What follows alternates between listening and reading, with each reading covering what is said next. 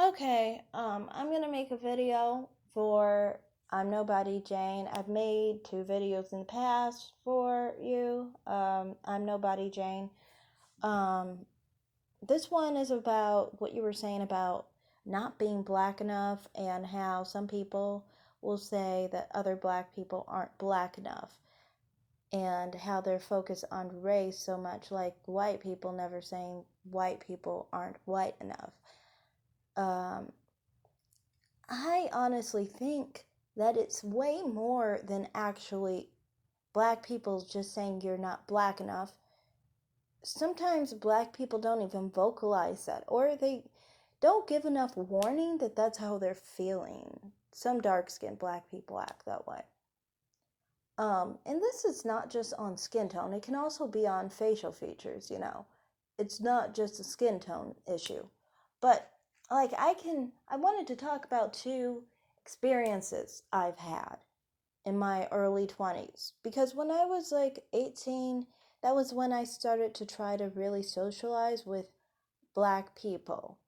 And that's when I realized by the time I was 21, that second situation I was in, I realized I wasn't going to try to do that anymore. Um, so the first situation, I was just trying to explain different things about ethnicity, and this guy got really angry, and he ended up calling me the N word. And he went and told other people that I called him the N word. And he tried to turn it around based off of my ethnic background and my, not ethnic background, but off of my skin tone, basically. Basically, off of what other people perceived me to be, even though they never asked me my ethnicity. These people didn't even sometimes know my name. And they had a hard time there because, also on top of it, I had a roommate at the time who looked exactly like me to a lot of people. And what we looked similar, honestly. I would look at her and I could see that we were very similar. I never really thought we looked exactly alike because she had, for one, her hair was longer and it was looser and it had a blonde tips kind of at the end and brown hair at the root. And my hair wasn't that light, like all the way down. My hair kind of is like just kind of like a weak brown all the way around kind of like thing.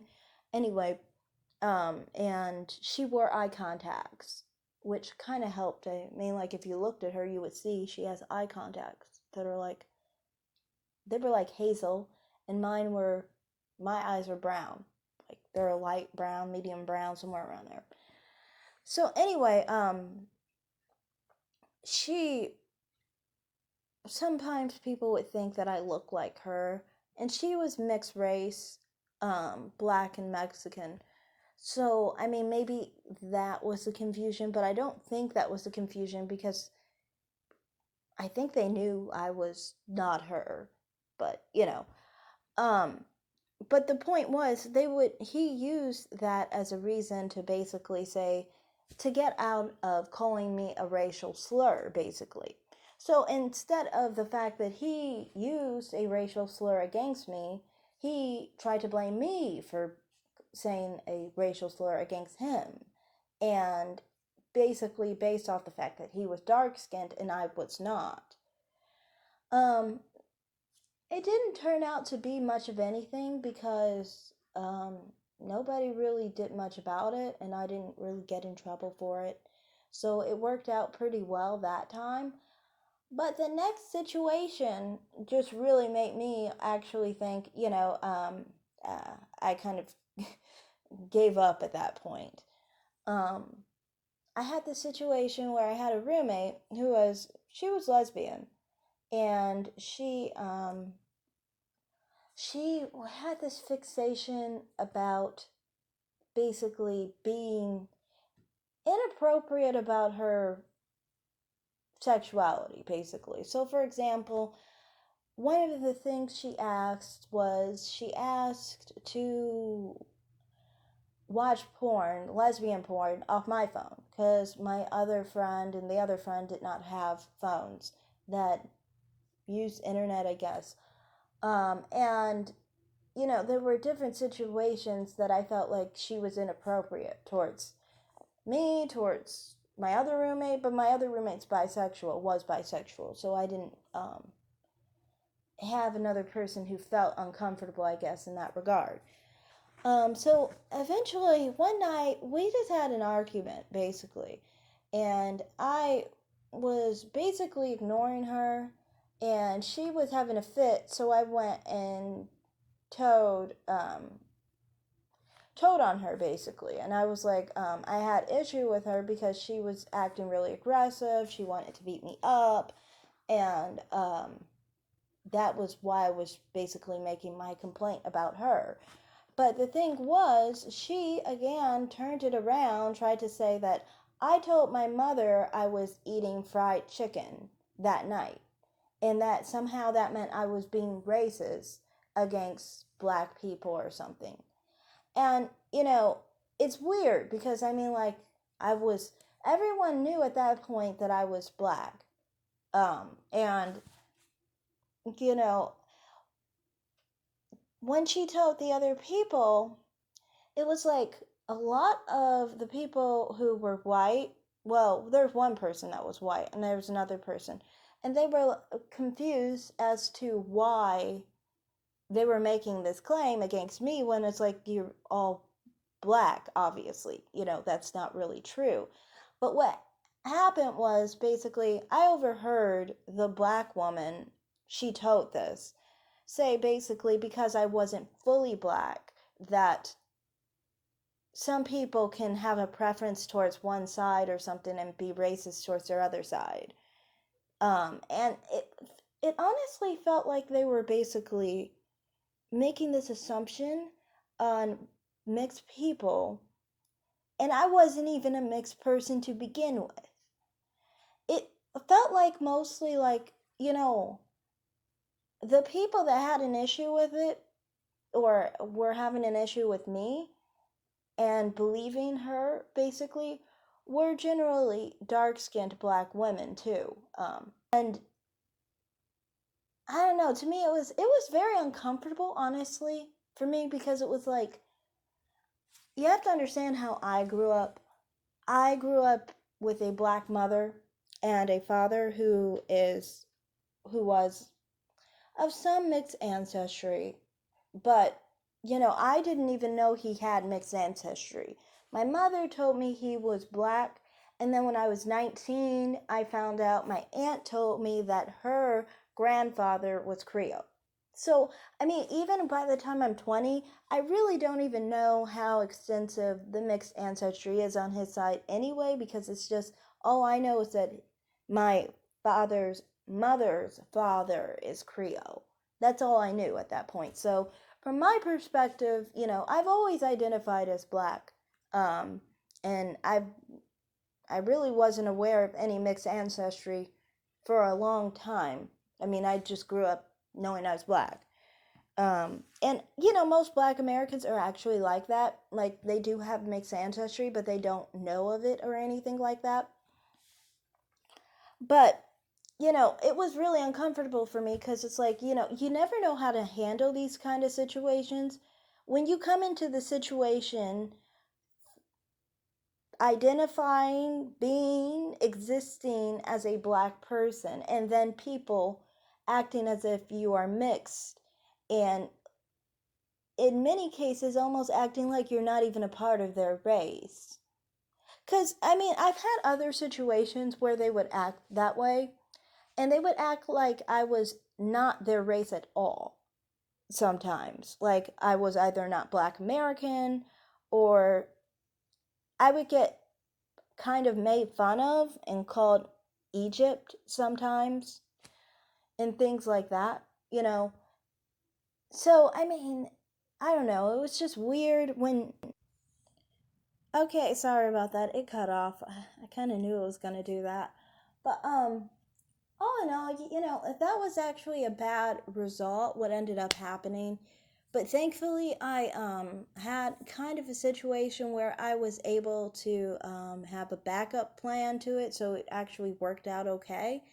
But the major thing that I had an issue with was, one, I thought it was outrageous that she came up with that idea that I wasn't black, and to try and say I was racist and to cry racism because she knew that she was aggressive towards me and actually trying to cause trouble with me for no reason, you know.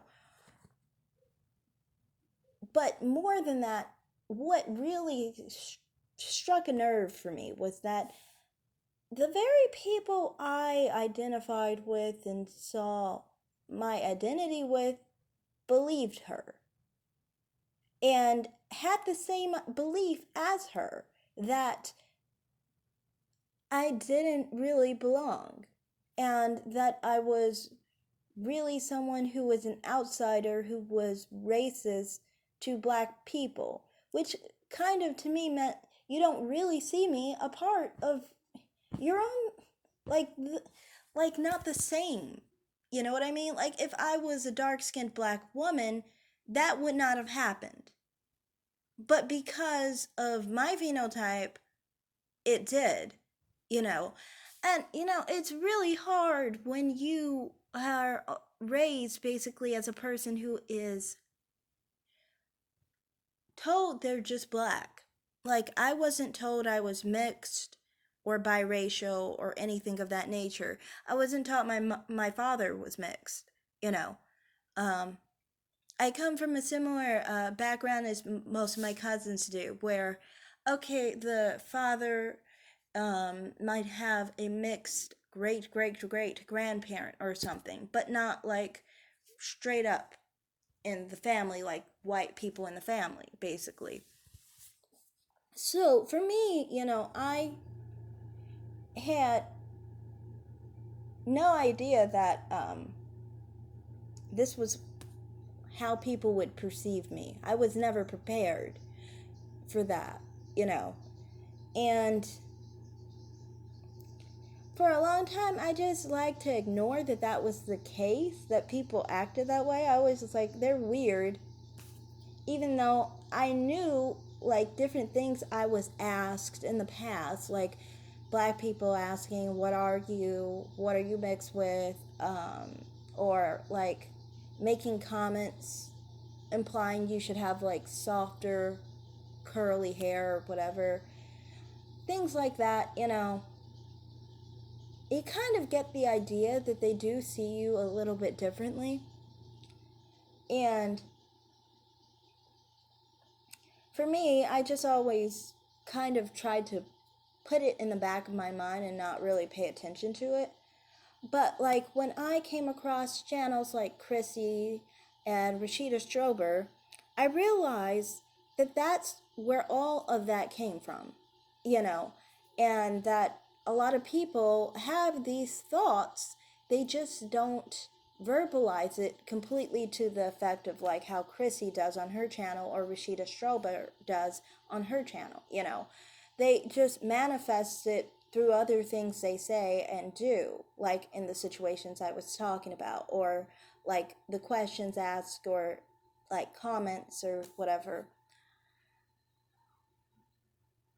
But it's a really homeless feeling, honestly, because, you know, if you aren't mixed and you're still getting it from, dark skinned black people, you don't have an explanation for anything. And you kind of are left out in the cold of everything because you don't really fit with dark skinned black people, and they always find ways to show how they don't see you the same and they reject you. And at the same time, all you were ever taught was that you were black, you know. I mean, I didn't even know my father had Creole on his side until I was 19. And even then, I just knew that that was his grandfather. So, I mean, like, I didn't really know about any mixed ancestry that, like, my father could even have. And that's how most black Americans are, you know. But yeah, it's just like, that's all I really wanted to say in that comment was just, you know, it's more than just saying someone is not black enough.